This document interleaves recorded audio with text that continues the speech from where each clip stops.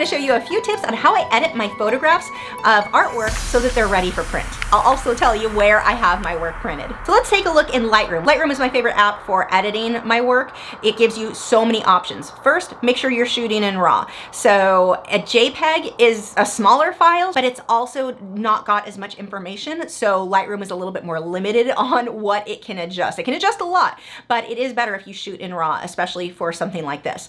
So the first thing that I'm going to do is crop it. Last week I talked about how important it is to take your photograph to where you're at a 90-degree angle, that things aren't even slightly tilted.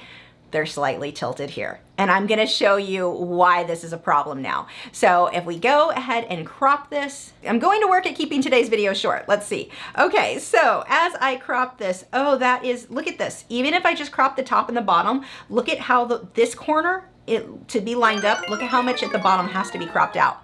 That's not a good thing. This photo, if I was serious about, like if I was really making a print right now of this, I would go reshoot this. So let's go over to this one. This one's close. Still not exact, but we're closer. You can see it's a little bit off here. Enough that if I were serious, I would reshoot this one too. It's close, not close enough for prints.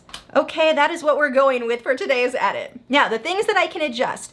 This painting right now looks very dull compared to what the original looks like because I shot it in a fairly low light setting to avoid glare. Great, I avoided glare, but I also avoided the beautiful, vibrant colors that this painting actually has. So watch with just a few different adjustments. I'm gonna up the exposure just a little bit, given that I know this was taken in the dark. I'm gonna up the contrast a bit, not too much. Now, quick tip, I know, I said I was gonna make this short. Husband, I have a story. No, it's a quick one, this one's short. So my new crabs came and the snails, and I was afraid they were going to eat each other, so I put them in 2 separate quarantine tanks. Then 2 of the Pithos crabs, which I thought were going to get along great. I found out, by the way, how to tell which one's a boy or a girl. The girls have the biggest claws. Weird, right? Didn't see that coming. Anyway, they were fighting. They were tumbling. It was like worldwide wrestling. Wait, it's not that anymore, is it? Anyway, they're wrestling and tumbling all over. I guess they're okay. They were fighting over food. But they're not bothering the snails. I thought the issue was going to be that they bugged snails, but they seem to be fine with the snails. Doesn't seem to be any issue whatsoever. Between fighting, they keep pinning algae and sand on their head, which is freaking adorable. The jelly bean slugs, when I changed out filters today, I found like 10 of them in the back chamber. So I'm hoping that the filter floss I put in will keep them from going into it. The problem is one got into the filter floss and I tried to pull him out, and I hope he didn't get hurt by the filter floss because it was kind of like cutting off the circulation. He was so stuck, but I think I got him out and he's okay now. How long have we been married? We're going on 22 years. 22 years, you have never once told a short story. That quick tip, if you edit something and realize, wow, edited version looks better than the original, go adjust the original. Don't just claim that that's how good your original looks. Use that as your new reference photo and go change the original. I mentioned last week, do not varnish your work until after you've done all of your editing. It is very hard to take a photograph when you've got a high gloss varnish. But the other bonus is, let's say you go and start editing and realize, ooh, I kind of wish I had made my darks darker, my lights lighter. Well, if you've not varnished, you can go back to the easel and make those quick adjustments, and it shouldn't take you very long because, I mean, most of it's done. You're just making small adjustments. So don't just edit it, go, oh, it looks better. I'm just going to tell everyone that's what it looked like. Well, if you go to sell that work, it's a lie.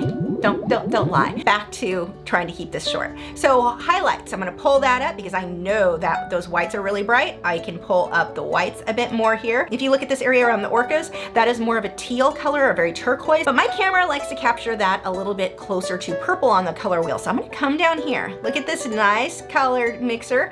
I can just choose individual colors and adjust them as needed. So here, that blue, the teal, watch how that changes. I'm gonna pull that closer to green. It's just gonna shift it a little bit. If I pulled it the opposite direction, it just makes it more like blue.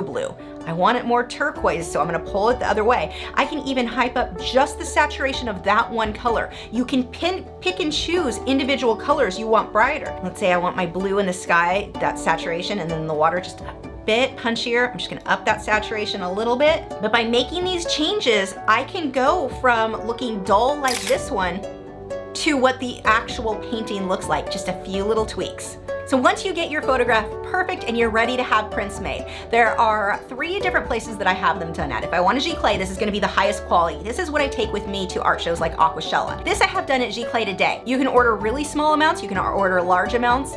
They're really open, because some places I looked at, you had to order tons and tons of prints. I don't usually need tons, I need like 5 of each individual painting so I can have a big variety. I get this in the Moab Natural, I don't know if I said that right. And you can have it cut down to size. So if you have a painting like this this one that's all, like long and thin, it's a very odd size, they will cut it to that size. The other option that I go with is print on demand. So if you were to order something from my website, this is what you're gonna get. This is through Fine Art America or Pixels. For a print on demand type site, I just upload my image to their website, and then if you guys were to buy one, I get a percentage of that purchase. But I never have to actually pack or ship anything, which is great. If you're like me, I don't have time to ship things, so that's super helpful. Now with Fine Art America, I don't recommend the prints on their sweatshirts and t-shirts. I haven't seen them in a couple of years, but last time I had someone that ordered them, they were horrible. The quality was terrible. If you want sweatshirts from me, that is done through Teespring, but I don't recommend Fine Art America for that sort of thing. But I do like them for their posters. I like them for their puzzles. Their puzzles are such high quality. My mom is super addicted to puzzles. She does them all the time. So I sent some to her because I figured she's gonna know if it's good or not, and she said she was really, really impressed with how well they were cut. The cuts, I guess, were clean, so it's very easy to see when a piece was supposed to go in a certain place. Postcards, greeting cards, and business cards. Those I have printed through Vistaprint. If you sign up for their email, they'll let you know when they have different sales going on, and that's usually when I try to place my orders. Their posters, horrible. Don't waste your money on that. If you need a banner, if you're doing an art show, I do like their banners for what it is and the price. Those are pretty good, especially if you get them on sale. If you have another print site that you really like or one that you didn't like, please let us know in the comments below. I think I kept this kind of short. I mean, for me. Did you like this painting?